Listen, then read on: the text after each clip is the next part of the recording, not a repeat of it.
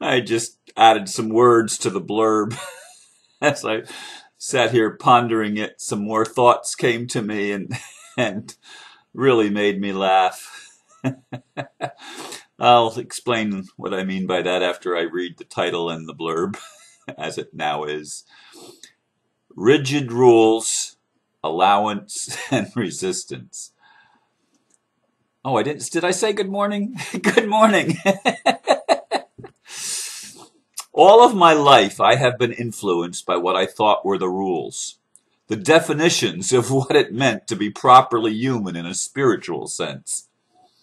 Even after becoming somewhat liberated from my fundamentalist training, I still found there were pretty dogmatic rules by which I judged myself and others. We talked about this in our discussion last night at the Mary Horgan Center, which is also my home. Even though there were points of disagreement, I feel we generally agreed that we all have a tendency to beat ourselves up when we don't measure up to what we feel is the proper standard. This is probably a common human experience, at least for people trying to be spiritual. That's the part that I added. I summed it up near the end of the discussion by saying that I still get the message to loosen up or lighten up. It's not about getting it right, but about being integrity in any given moment. Allowance is a form of grace that gives us permission to be real, without the inner cop forcing conformity to external rules and dogmas about how we are supposed to be. Is everyone else neurotic too? That was also actually an addition. That was the addition before the part, people trying to be spiritual. Because all of my life I've been trying to be spiritual. In the early life it was to be a good Christian. And then when I saw that Christianity was a limiting religion, I wanted to be properly spiritual. And I realized that much of my life has been a search for the right rules. And it's funny because I just a little bit after I did my original blurb, before I added those two things, I got an email from someone on an old video that I had done, The New Age of Christ Consciousness. And this person, I assume a male, but I'm not positive of that because the name doesn't give it away. He says, correct you are in some ways, but you don't know the truth completely. And I thought, boy, that's a perfect sentence. I mean, he goes on to explain other things, but we measure ourselves. Look I've got part of it right, but I know I'm still screwing up somewhere. And we do this to ourselves and to each other. We measure ourselves by what we think is some standard. And thank God, some of us resist this, which is the perfect allowance, to resist the tendency to be rigid, to follow external rules which prevent us from being authentic, which encourage us toward hypocrisy, to put on a mask of conformity so that we fit in with what everybody else thinks we're supposed to be. And we internalize that thing, the inner cop, and we do it to ourselves. The people that have run the world understand this dynamic and have used it to their advantage, so to speak, but yet it's all to our advantage when we finally start seeing it, when we loosen up and we start letting go of some of the rigidity that we've built into our lives by which we beat ourselves up. I mean, we take these rules of you're not allowed to be angry, you're not allowed to show emotion. And that's a big one for me. Because I'll tell you something, before I got to the point that I was laughing, I was actually in a place of, I'm not feeling any emotion. And God, what an awful place that is. And yet some people have the rule that if you're emotional, you're out of balance. I mean, I swear to God. I mean, I've read spiritual advisors giving that advice of you've got to get beyond the emotion. You've got to be totally placid and not feeling any swings of emotion. And they think that that's spiritual. Well, if that's where you are, that's where you are. And if that's if that's how you're defining spiritual, that's how you're defining spiritual. But what happens when your life gets sort of tilted a little bit and you start feeling emotion? Does that mean you're no longer spiritual? Does that mean you're no longer proper? You haven't put on the proper piety? I don't want to be pious, thank you very much. I want to be real.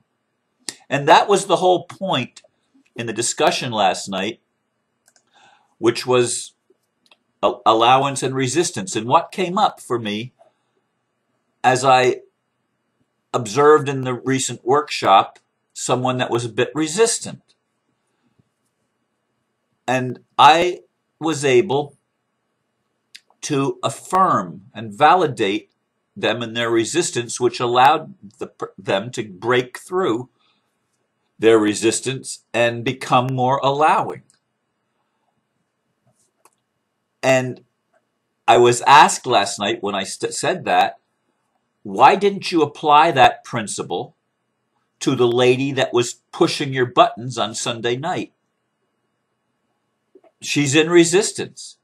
You didn't validate her, you basically invalidated her. And so there was a good part of the discussion about that. And for those of you that have watched the past few days, you know it's been like an emotional roller coaster for me. I was angry on Monday.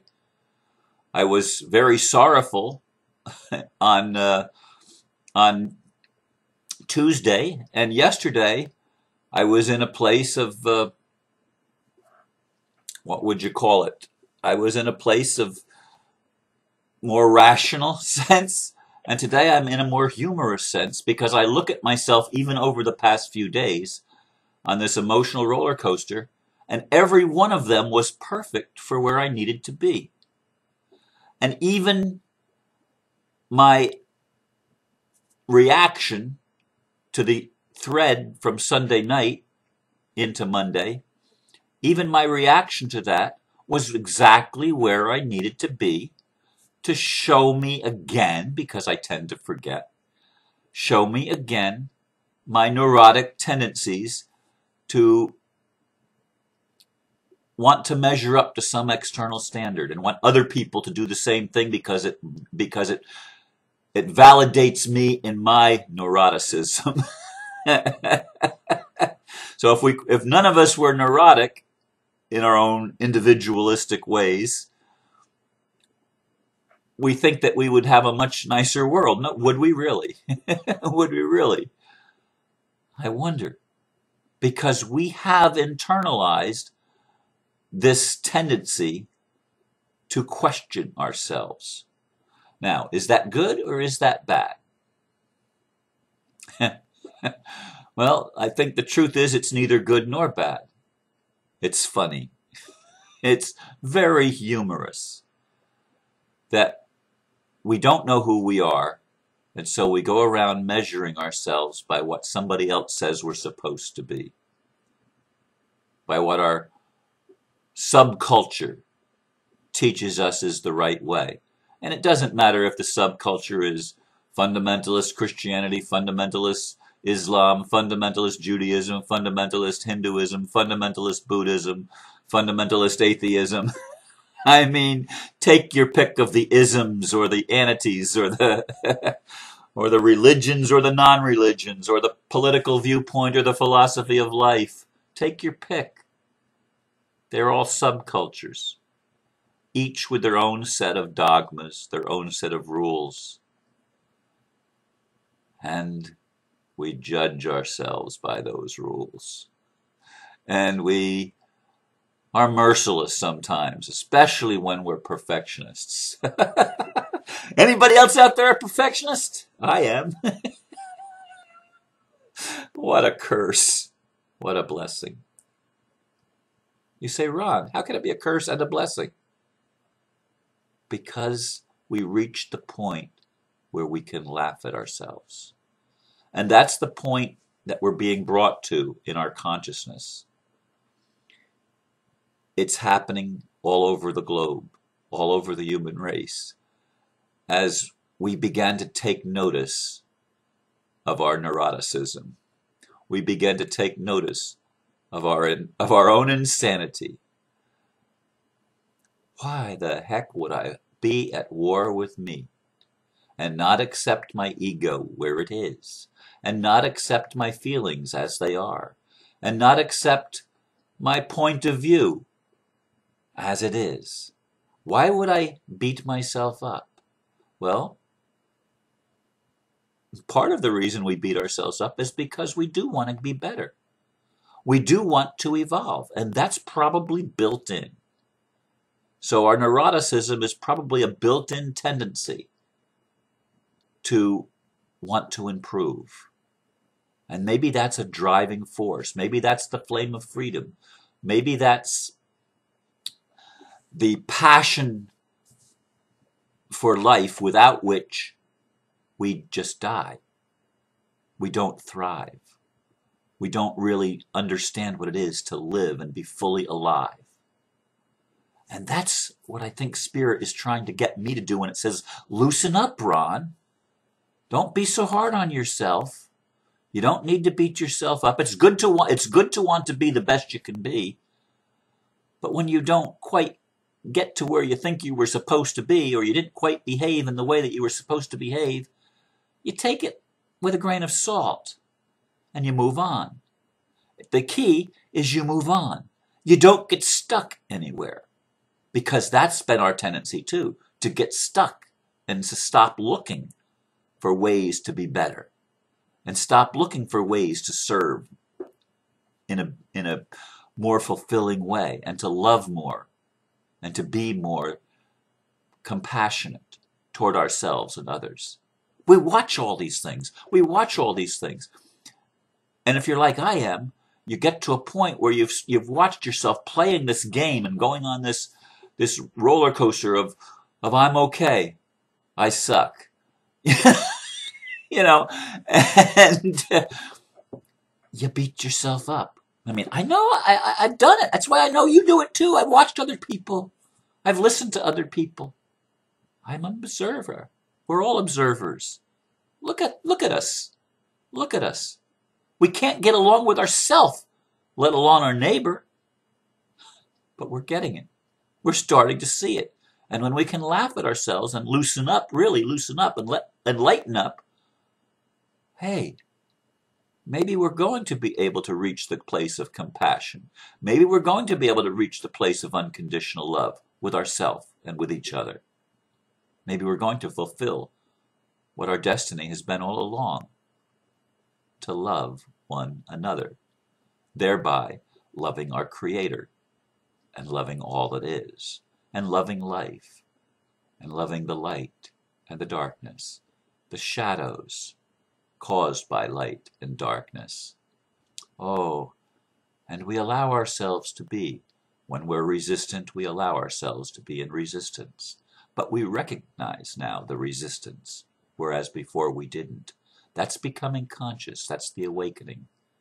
We're looking at ourselves and laughing. And to me, frankly, this is a good thing. I appreciate you listening. Namaste.